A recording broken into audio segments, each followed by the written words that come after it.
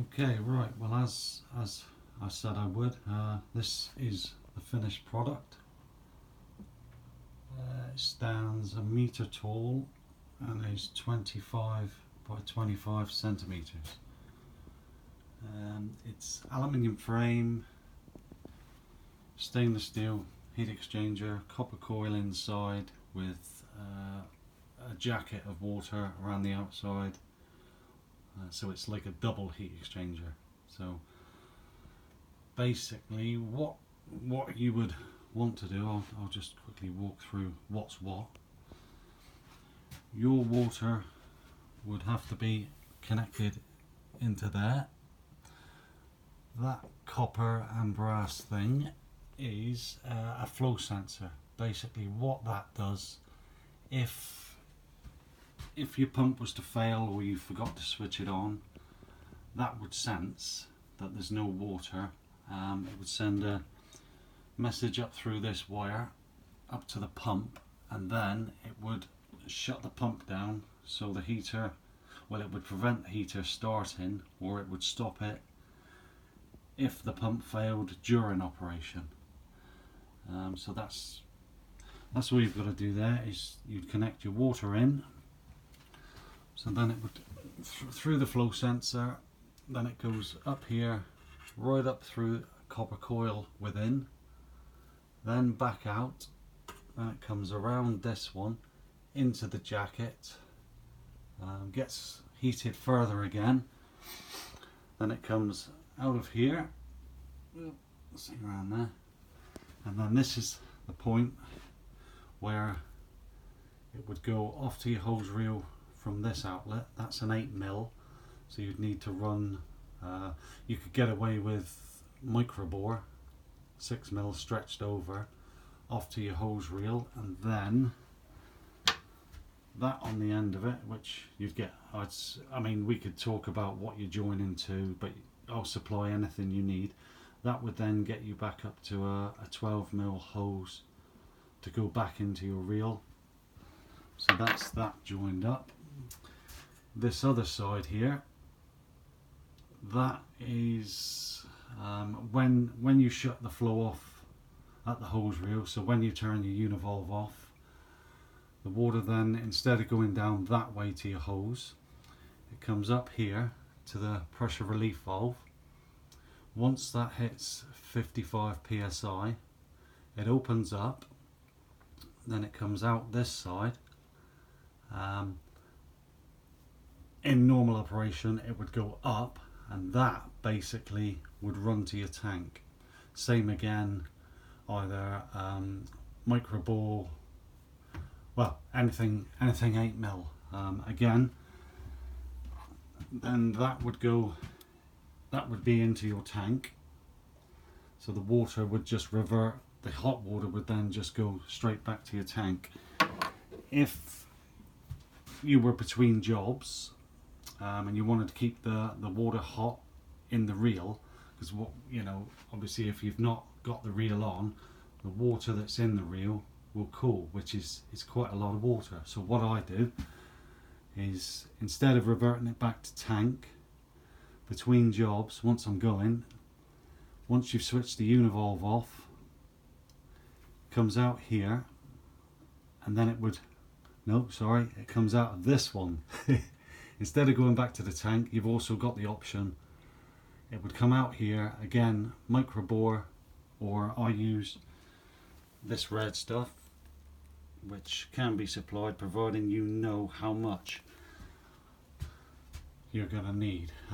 So basically it would come out of here, and then that would be on the end of it, which most of you would probably use Rectus 21s. That's the little tap. You just connect that into your hose reel, and then it keeps the water flowing through the hose reel, so it just stays hot. So every time you start a job, you're starting with hot water instead of waiting for hot water to then be pumped back through. That is the fuel tank. Well, basically all you need to do to fit this is, number one, find a place to site this. Then check around in the van floor to see that there's nothing underneath. You need to cut a hole into the van floor, which this here is the ideal tool. Get it from Wix. It's a 38mm, and for the drill bit and the fitting and the hole saw, that'll cost you about a tenner. Then that's the exhaust. That would poke up through the floor and then fit on to that bit there, and then you just bend it to shape under the van wherever you want it to go. You can put that on the end of it, which quietens it down. I don't bother, to be honest. Mine's just a normal pipe. I'm a bit like Daz, I like the sound of it. But where it comes out of here, you need to pop some of that inside there, Jubilee clip it up there. So that's your exhaust done. The other thing you'd need to do would be to sight your tank, a 10-litre tank, which is 3 holes through there, and go into a ply in the side of the van, wherever really. It's van dependent, or you could just strap it to something. Then you would need to run the fuel line from that tank. That would connect onto there. So that's your fuel and your exhaust sorted, and your water in and your water out. The only other thing you'd have to do would be to connect the controller, which is just a simple plug-in thing. From memory, I think up here there's about 2 or 3 meters of loom which you can undo and put wherever. So that's what you would connect it to. And other than that, there's a positive and negative which would run to your battery, and then into the line you would tap this switch, which you get with it. It just means you can isolate the power, because that screen just stays on constantly if you don't. So if you leave your battery in for any reason, you'd want to isolate it overnight, because if they're left on forever and a day, they do burn out the LEDs. So whenever you're not using it, isolate it, switch it off. I think that's as much as you need to know. That's the remote control you get with it.